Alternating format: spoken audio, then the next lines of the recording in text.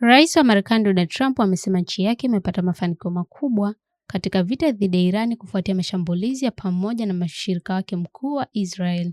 Akilihutubia taifa juu ya vita hivyo, amesema Marekani itamaliza kazi hiyo na kutishia kushambulia miundombinu ya nishati ya Irani ikiwa viongozi wapya wa nchi hiyo hawatafikiria makubaliano.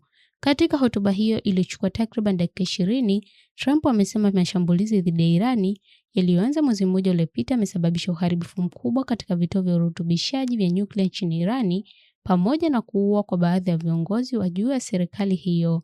Amesisitiza kuwa hatua hizo zimeudhoofisha kwa kiasi kikubwa uongozi wa Jamhuri ya Kiislamu ya Irani.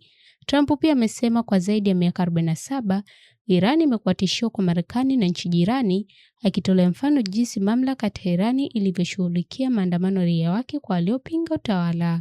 Rais huyo amesisitiza kuwa Marekani haitaruhusu Irani kumiliki silaha za nyuklia, akidai kuwa vituo vingi vya urutubishaji vya Irani vimeharibiwa vibaya.